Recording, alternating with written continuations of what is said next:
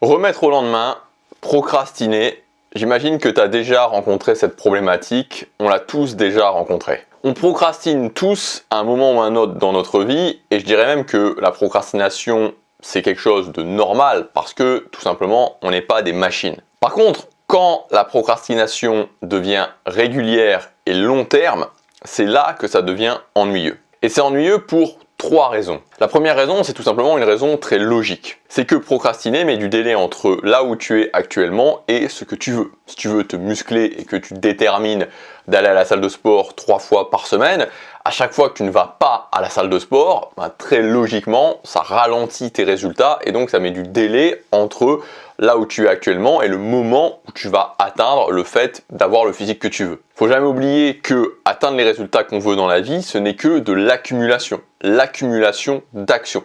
Et donc, moins j'accumule les actions et plus longtemps ça prendra pour avoir le résultat que je veux. Exactement, encore une fois, comme si je veux parcourir un chemin de 1000 km, si je suis censé parcourir 10 km par jour, mais que tous les 2 jours, je ne parcours pas ce chemin, ça me prendra 2 fois plus longtemps. La deuxième raison, elle est émotionnelle. Émotionnelle parce que quand on procrastine, au final, ce qui se passe, c'est que on se sent mal avec soi-même. Par exemple, si tu sais que tu dois aller à la salle de sport, tu sais que c'est le moment d'aller faire ton entraînement de musculation. Pourtant, il y a cette nouvelle série qui est disponible sur Netflix. Elle a l'air tellement bien et puis tu te sens un petit peu fatigué aujourd'hui. Et finalement, ça serait peut-être mieux que tu te reposes. Et donc, tu ne vas pas aller à la salle de sport. Alors bien sûr, sur le court terme, il y a peut-être un soulagement. Ah, je vais pas à la salle de sport. Ah, j'ai pas besoin de me préparer, j'ai pas besoin d'y aller, j'ai pas besoin de faire tous ces efforts. Je vais me blottir sur le canapé et regarder le premier épisode ou les 2 ou les 3 ou les 4 premiers épisodes de cette nouvelle série. Il y a un soulagement. Mais très rapidement, peut-être même dès le soir, tu vas commencer à te sentir mal avec toi-même. Tu vas te sentir pas vraiment fier de toi. Et c'est exactement, tu vois, cette sensation que tu as quand tu as des économies ou quand tu sais que tu dois économiser de l'argent, que tu as une somme d'argent qui doit partir dans des économies, par exemple pour un projet plus long terme, et que tu craques pour un achat du moment sur quelque chose qui te fait vraiment envie. Tu vois, tu l'achètes et sur le coup tu te dis ah ça y est je l'ai. Et puis petit à petit, plus le temps passe, tu te dis finalement c'était peut-être pas la bonne décision. Finalement je n'aurais pas dû acheter ça. Et donc tu te sens mal. Et enfin la troisième raison, c'est la pire, c'est l'identification. À force de procrastiner, c'est-à-dire à force de répéter le schéma que je viens de t'indiquer, par exemple avec le fait de ne pas aller à la musculation et de regarder une série sur Netflix, mais ça peut être sur de multiples choses. À force de répéter ce schéma, tu vas finir par t'identifier comme procrastinateur. Tu finis par te dire « je suis un procrastinateur ». Alors que c'est faux puisque la procrastination n'est pas une nature. Personne ne vient au monde fondamentalement procrastinateur. C'est un ensemble de mauvaises pratiques qui se renforcent éventuellement au fur et à mesure. Donc comme on l'a vu, procrastiner de temps en temps, c'est quelque chose qui est normal. Par contre, quand tu commences à le faire régulièrement et quand tu commences à te mettre cette étiquette « je suis un procrastinateur », là ça devient un vrai problème. Et il faut comprendre que ça agit un petit peu comme une addiction, c'est-à-dire que plus tu t'identifies comme un procrastinateur, plus le phénomène se renforce et plus c'est difficile d'en sortir. Et aussi, ce qui va se passer, c'est qu'évidemment, plus tu te sens mal, parce que en fait, quand tu t'identifies comme procrastinateur, ça veut simplement dire que tu n'as pas le contrôle de ta vie. Si tu t'identifies comme procrastinateur, ça veut dire que tu n'as pas le contrôle de ta vie. Parce que tu n'as pas le contrôle de tes actions, tu n'as pas le contrôle de décider de faire quelque chose à un moment donné, donc tu n'as pas le contrôle ni sur tes objectifs, ni sur tes éventuels projets, et donc tu n'as pas du tout le contrôle sur la vie que tu veux créer. Et pourtant, c'est faux.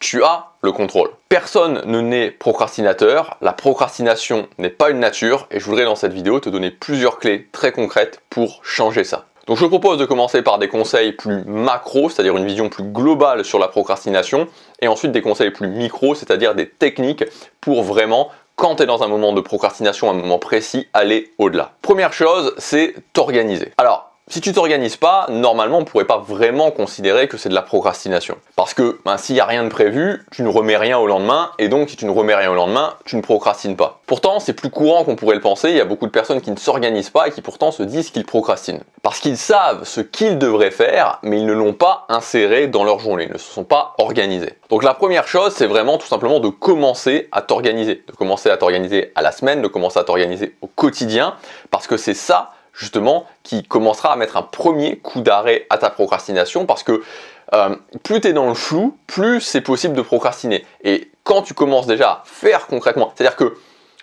il vaut mieux procrastiner dans le sens où tu sais que tu dois faire quelque chose à ce moment-là et tu ne le fais pas, parce qu'au moins on peut commencer à travailler dessus, on peut commencer à mettre en place des techniques, que procrastiner dans le sens où tu dis je suis un procrastinateur, donc je ne m'organise même plus, et que tu aies cette espèce de vibe générale de procrastination. Donc voilà, commence par t'organiser. Ça, tu vois, c'est relativement simple, il suffit d'avoir une méthode d'organisation, tu peux commencer à le faire dès maintenant. Si tu veux aller plus loin, j'ai un planner qui est entièrement gratuit que tu peux télécharger dans la description, ça s'appelle le New Life Planner, qui va te permettre de t'organiser à l'année, au trimestre, à la semaine et au jour, et je t'explique exactement, tu as une vidéo explicative pour aussi l'utiliser. Deuxième chose, c'est mettre en place une structure dans ta vie. Donc agir régulièrement et donc ne pas procrastiner, c'est très compliqué quand tu n'as pas de structure. Parce que la structure, c'est ce qui crée les habitudes. Par exemple, si aujourd'hui tu as un job, tu as très probablement un rituel quand tu arrives à ton job. Peut-être que ce rituel, c'est de prendre un café, peut-être que ce rituel, c'est de commencer à ranger ton bureau, peut-être que ce rituel, c'est de commencer à checker, je sais pas, les réunions que tu peux avoir dans la journée ou de répondre à tes emails. Bon, voilà, tu dois avoir probablement un rituel quand tu arrives à ton travail le matin. Et justement, ce rituel, tu l'as parce qu'il y a un ensemble de choses qui créent une structure. C'est-à-dire, par exemple, tu arrives à la même heure au travail.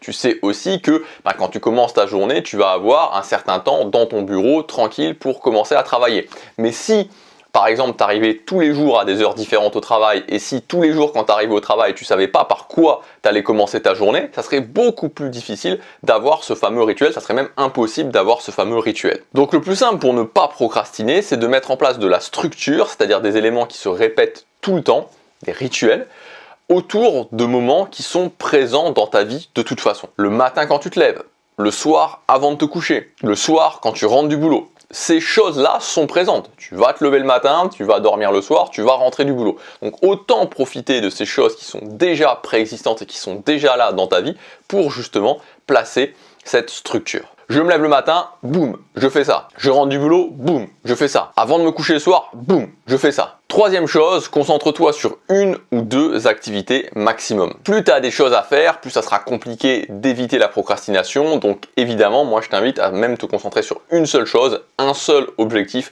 pour commencer. Donc maintenant qu'on a vu ces trois conseils d'ordre un petit peu macro, comme je te disais, c'est-à-dire t'organiser, ensuite mettre de la structure dans ta vie et limiter le nombre d'activités que tu fais, une ou deux maximum, un ou deux objectifs maximum.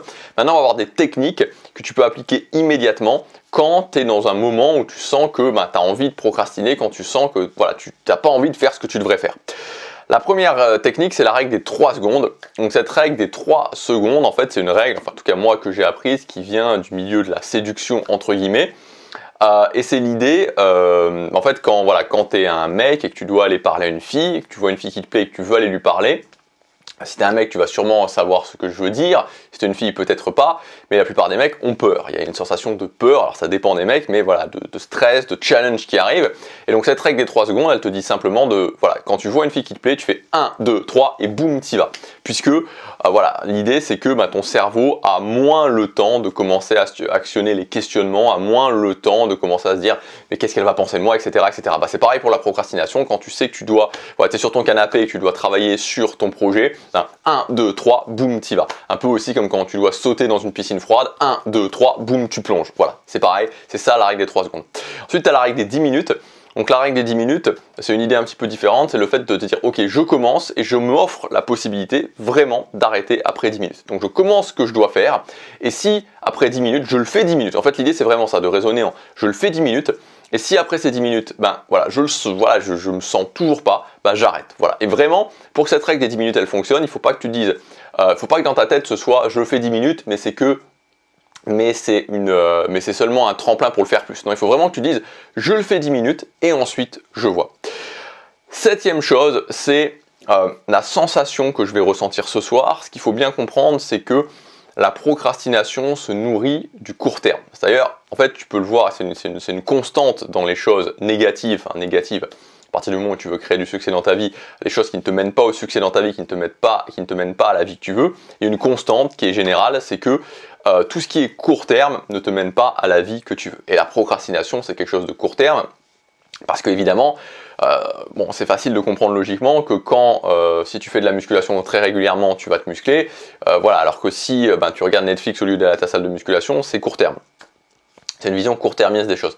Donc en fait, la procrastination, quand elle arrive, quand cette envie de procrastiner arrive, elle te c'est comme si voilà, elle mettait une sorte de, pas de voile, mais en fait, elle brouillait ta vision et elle te faisait voir les choses d'une façon extrêmement court terme. C'est-à-dire que vraiment, elle compressait vraiment ta vision, elle te faisait voir les choses sur les 30 minutes qui viennent, les 1 heure qui viennent. Et donc en fait, il faut mettre de l'air là-dedans et élargir vraiment ta vision. Élargir ta vision et te dire ne serait-ce que, ok, qu'est-ce que je vais ressentir ce soir? Qu'est-ce que je vais ressentir ce soir si je procrastine, je ne fais pas ce que j'ai à faire et je reste sur mon canapé et peu importe ce que je fais, ou si je fais ce projet. Donc voilà, élargir un maximum ta vision et te concentrer sur la sensation que tu vas ressentir ce soir. Je procrastine pas, je procrastine, je suis pas fier de moi, je procrastine pas, je suis fier de moi. Ensuite, 8e chose, tout simplement, tu peux partir sur un challenge. C'est aussi très bien pour mettre vraiment un bon coup d'arrêt à la procrastination, la notion du challenge, la notion du défi. Le challenge de 30 jours où tous les jours, quand je me lève ou quand je rentre du boulot ou juste avant d'aller me coucher, je fais cette activité particulière et tu le fais chaque jour au même moment et tu fais une croix tous les jours. Et voilà, pour l'idée, c'est vraiment... Le challenge, il est intéressant quand tu as vraiment cette sensation que tu es un procrastinateur pour vraiment te dire, ok, je fais un challenge pour me prouver que justement je suis capable de faire les choses. Et enfin, 9e chose pour aller au-delà de la procrastination, tout simplement commencer ta journée par ça. Commencer par ta journée par agir vers une activité importante. Quand tu commences ta journée sur le fait d'agir vers une activité importante, non seulement tu le fais et non seulement tu as déjà gagné ta journée parce que tu as déjà avancé, mais en plus ça te met dans une dynamique totalement différente pour ta journée.